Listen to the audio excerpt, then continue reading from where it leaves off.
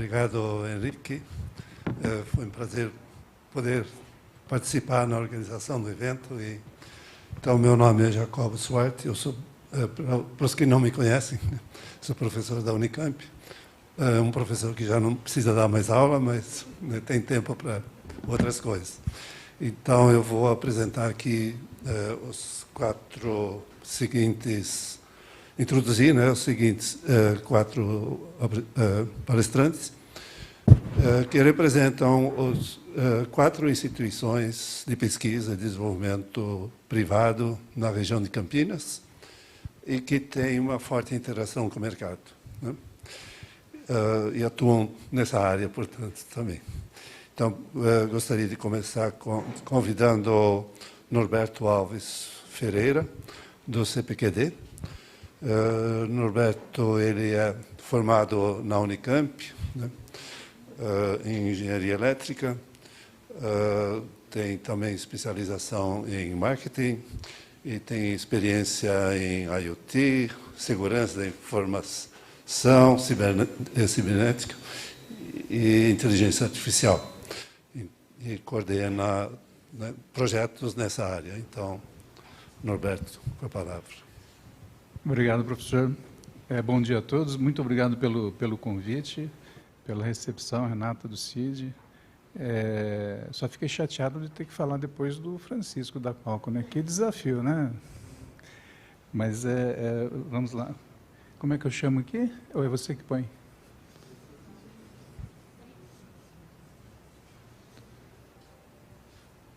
Pronto. Bom, a intenção, quando me convidaram, era falar um pouquinho, ou melhor, pensar no que falar nesse evento, e eu queria trazer para vocês alguns passos do que aconteceu, ou do que vem acontecendo com um projeto que começou lá em 2016, né, a plataforma o Midor IoT aberto que o CPQD, com recursos do Funtel, desenvolveu, e está desenvolvendo. Aliás, acho que nunca acaba, em termos de tecnologia, esse tipo de trabalho, né? Bom, para quem não conhece o CPQD, eventualmente, nós, aliás, estamos aqui do outro lado da pista, né? Somos uma fundação privada, que, aliás, hoje, 31 de agosto, estamos fazendo 46 anos, né? Os cabelos brancos não mentem, né? E a gente vem desenvolvendo há vários anos, no início como uma instituição da Telebrás, e agora como uma fundação privada, diversos trabalhos desenvolvendo a área de TICs. Somos 920, 930 colaboradores, pesquisadores, com uma extensa história em patentes e registros de software. Depois da privatização, começamos a ampliar um pouco o leque, se voltando também para TICs, principalmente. É um pouco da nossa história, né? Mas isso é para outros momentos também. O que eu queria trazer poxa, em 2016, com o apoio do Ministério da Ciência e Tecnologia, de Comunicações na época, né, e do Funtel, nós propusemos um grande projeto para desenvolver uma plataforma aberta de IoT, não só focada num middleware, né, numa camada machine-to-machine, mas também em alguns componentes de virtualização, algumas aplicações. Então, foi um grande projeto envolvendo, inclusive, o Instituto Atlântico, o Instituto Renato Archer, e nasceu aí o que nós denominamos de Dojo, um middleware para IoT, totalmente aberto, que de lá para cá sofreu várias alterações, várias evoluções ao longo do tempo.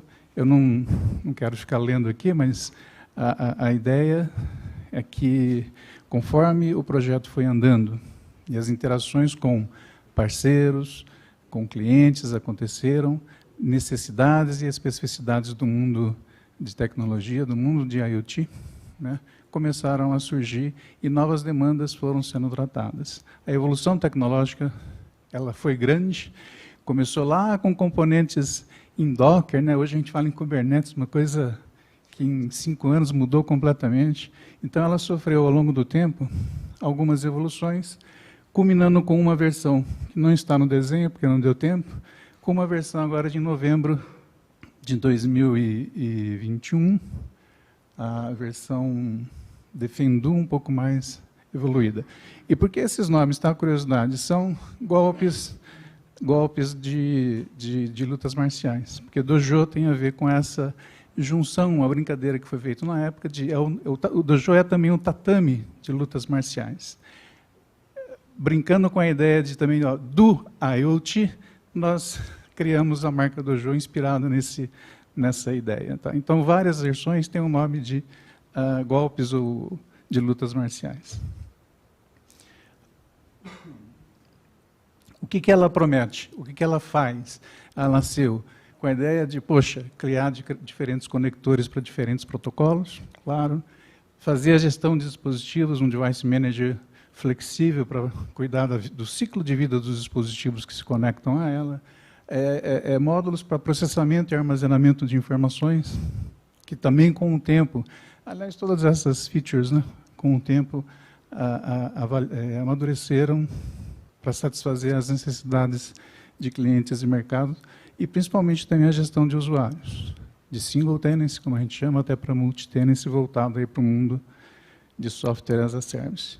E interfaces visuais para facilitar a operação e o dia a dia dos operadores. Tá? Ela é totalmente aberta, gratuita, tem ali um endereço do GitHub, onde as informações, os módulos e o software podem ser coletados. Bom, e aí começaram os desafios. Como inserir a Dojo em todo esse ecossistema de possíveis soluções que estavam, na época, nascendo. Né?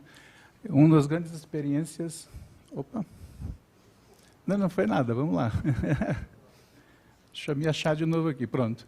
Uma das grandes experiências que a gente teve, vou só contar algumas, foi o Living Lab aqui em Campinas, com recursos da Huawei, um projeto envolvendo a Embrapi e Lei de Informática, integrando algumas secretarias da prefeitura, integrando a IMA, que é uma autarquia municipal, e alguns recursos da Embrapi, com o apoio, na época, do MCTIC. O que acontecia? Trouxemos para a prefeitura a ideia de módulos de identificação facial, câmeras coletando em determinados lugares da cidade as faces das pessoas, sensores de inundação e alagamento, esqueci o nome, sensores de umidade, de pluviometria, de infravermelho, para, ao longo do tempo, conseguirmos coletar dados e fazer uma avaliação do microclima da cidade, foram 10 sensores, com tecnologia da Qualcomm, usando Snapdragon, inserimos módulos de identificação de veículos para leitura de placas, para também mapear em alguns lugares específicos o tráfego, né, os portais de trânsito da cidade. Fizemos algumas experiências já de inteligência artificial para analisar a movimentação de veículos, contramão, conversões equivocadas, usando técnicas de visão computacional. Então, foi uma experiência muito interessante. Mostrou o valor de se ter um middleware, mas também um desafio de se criar valor em cima desse middleware, quer dizer, criar aplicações inteligentes e focadas no negócio do cliente. E outras, eu vou contar alguns projetos muito rapidamente, porque temos pouco tempo. Um projeto que chamou muita atenção na época foi um fabricante de produtos estéticos, né, que distribui isso na América do Sul inteira. Ele tinha problemas quando alguém lá no Peru dizia que o equipamento estava com algum problema. Como mandar alguém lá no Peru? Um equipamento totalmente desconectado, mostrando aí as possibilidades que se havia com os middlewares, com a plataforma IoT. Conseguimos, então, um trabalho de 10 meses, integrá-lo na internet, mapear todas as variáveis que ele executava em todos os lugares possíveis, criar módulos para download do firmware, caso ele precisasse, e assim por diante. O que trouxe para ele, aliás, uma empresa aqui de Valinhos, HTM, um valor agregado muito interessante, tá? E uma revisão, inclusive, dos seus processos de negócio. Um outro trabalho que já está, inclusive, na sua terceira etapa, já foram 3 projetos com a empresa, é o de monitoramento de veículos, ou de dados em tempo real de alguns veículos em teste. Uma das empresas que prestam serviços hoje para a Renault e para a Peugeot, e agora para a Volkswagen, utiliza a Dojo para capturar determinados dados e analisar em testes, em campos de testes, tudo o que está acontecendo com o veículo. E aqui começamos, inclusive, a capturar a voz do motorista, né, que ele já vai falando também algumas impressões ou feelings que ele tem, porque depois lá na nuvem a gente cruza também esses dados. Né, e traz aí um retrato de como está sendo os testes, ajuda a empresa a rapidamente tomar decisões para melhorar a performance e coisas assim.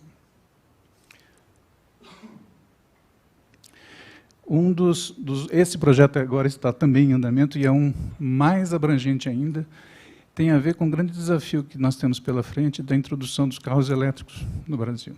Quer dizer, toda uma estrutura de plataforma de mobilidade elétrica tem que ser montada para você monitorar os eletropostos, monitorar os próprios veículos elétricos através de informações dos eletropostos, monitorar os grids de energia que estão alimentando esses eletropostos. E tudo isso pode ser feito, está sendo feito, com vários conectores da Dojo, de uma plataforma middleware, que coletam esses dados para deixar disponível para outras entidades, né, como, por exemplo, um billing, aplicações de inteligência artificial, aplicações de gestão dos próprios veículos ou da infraestrutura de abastecimento dos eletropostos. É um trabalho que a gente vem conduzindo com a CPFL, com um monte de parceiros. Tá? A Unicamp está envolvida, tem experiências lá com os ônibus elétricos da Unicamp, fabricantes de automóveis. Então, um ecossistema muito grande. É um projeto de 3 anos que devemos acabar aí daqui a 1 ano. E também está acontecendo o mesmo projeto, e a gente está usando a sinergia tecnológica em Fernando de Noronha. Até 2030, o governo brasileiro não vai permitir mais automóveis a combustão em Fernando de Noronha. Então, opa! Melhor? Perdão. Ótimo. Eu fui copiar o Francisco. O governo brasileiro ele espera até 2030 acabar com quaisquer automóveis a combustão em Fernando de Noronha. E a gente está começando a usar essa plataforma para ajudar nesse mapeamento, nesse controle. Muito bem. Até aí foram aplicações, fora outras que não dá tempo de mostrar, que a gente viu, poxa, não basta fazer o middleware, nós temos que trabalhar nos modelos, temos que agregar valor. O middleware por si, ele não serve para muito, mas ele tem uma função muito bacana de abstrair para os desenvolvedores de aplicações, abstrair toda aquela preocupação com protocolos de comunicação, aquelas coisas que estão na camada de componentes. Mas, só isso? Não, cada vez mais está se fazendo necessário agregar mais coisas a esse mundo IoT. E um pouco do que o Francisco falou, e alguns de vocês vão falar durante o dia, ratificam essa ideia. Então, estamos agregando também agora inteligência artificial, a possibilidade de se fazer projetos, porque, afinal de contas, o middleware IoT é um grande coletor de dados, não é? Então, a partir desses dados coletados, você pode ajudar os desenvolvedores, os cientistas de dados a modelar, pré-processar, experimentar modelos de inteligência artificial, e fazer as métricas de avaliação para daí implantar realmente um modelo e, melhor ainda, acompanhar o ciclo de vida desse modelo, caso ele perca, digamos, a acurácia ao longo do tempo.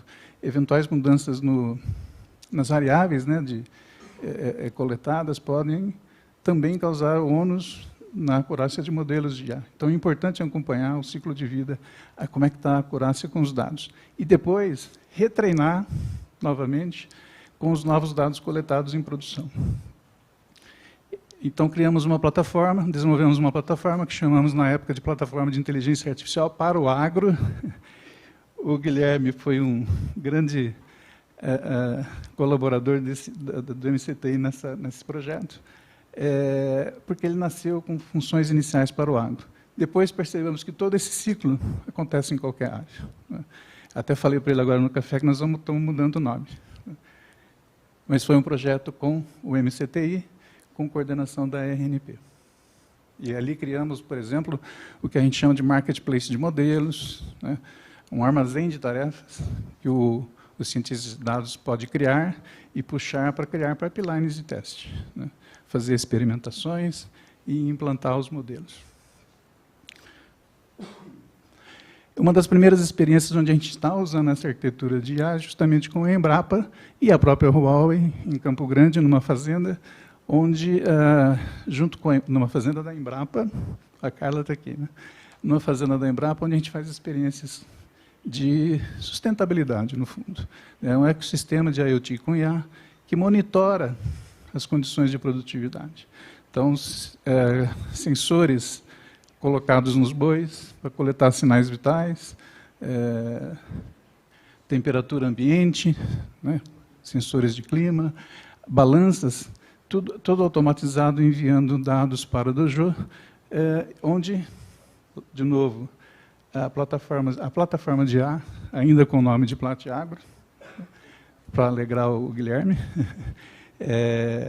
está fazendo o papel de ajudar no desenvolvimento de modelos. Os modelos estão sendo desenvolvidos pela Embrapa e, assim que ficarem prontos, vão rodar na plataforma.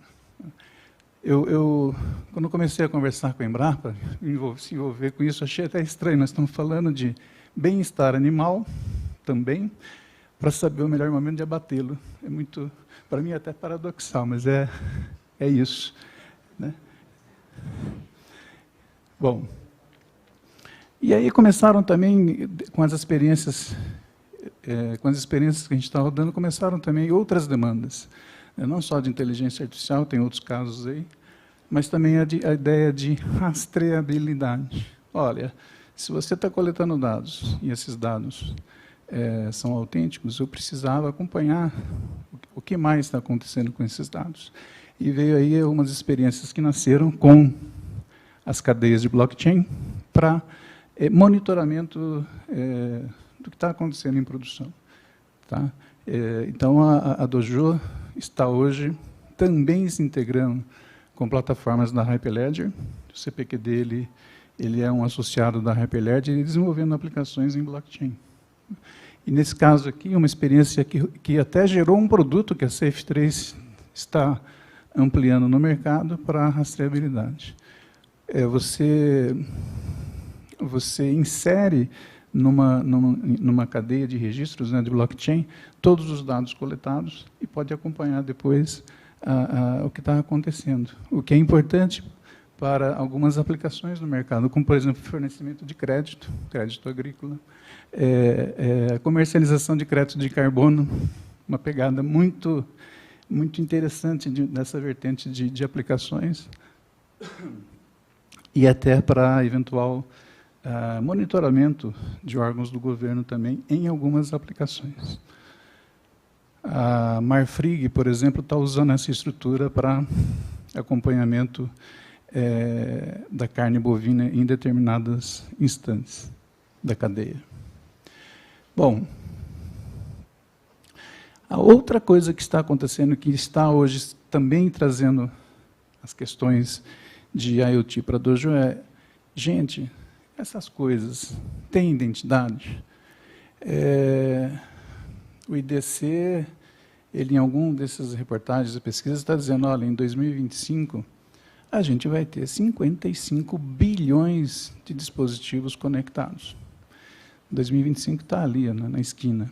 Quer dizer, eu vou respirar, piscar o olho, vou me dar com 55 bilhões de dispositivos.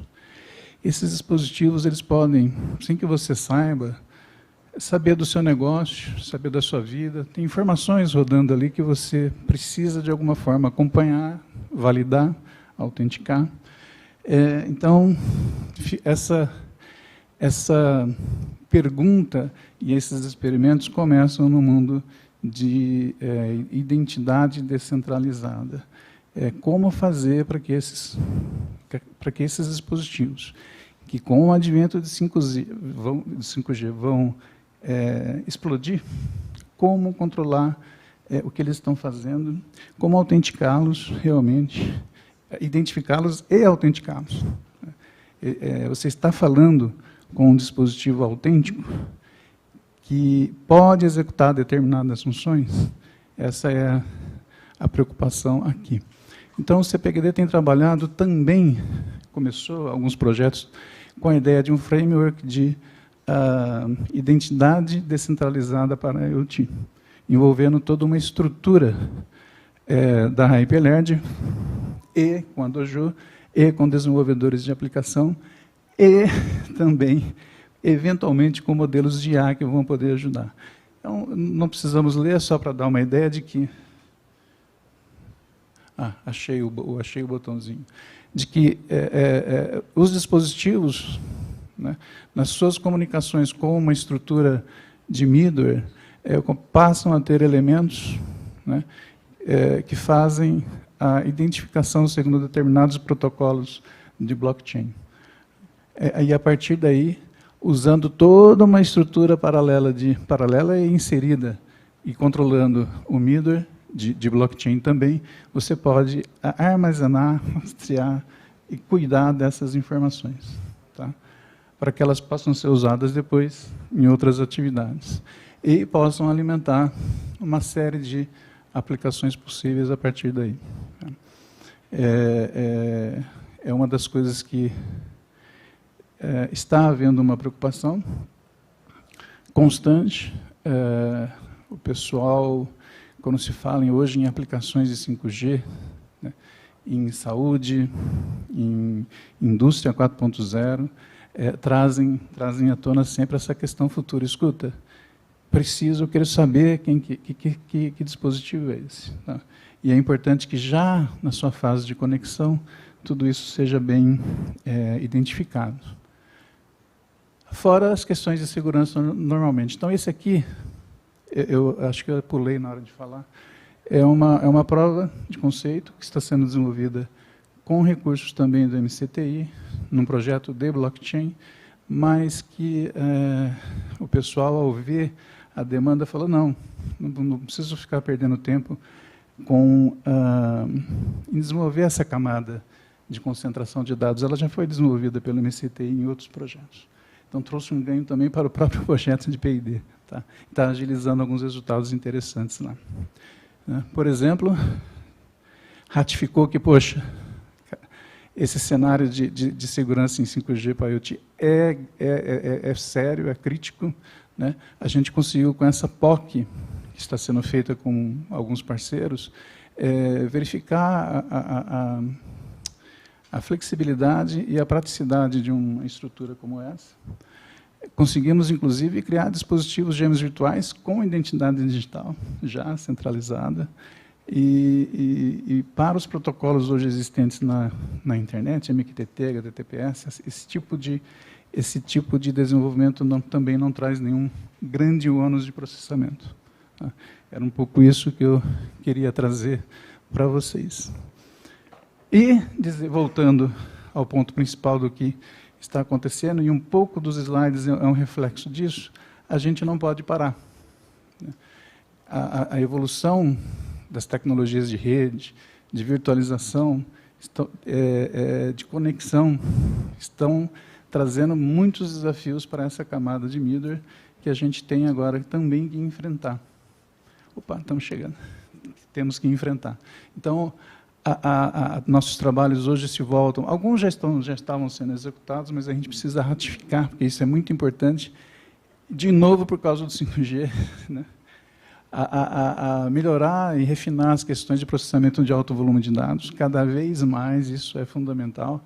Um dos trabalhos com uma grande fabricante de peças automotivas está levando a crer que um determinado carro vai levar 25 gigabytes por dia para cima. Um carro. Se ela quiser cuidar de tudo isso, essa preocupação aqui fica cada vez maior, né?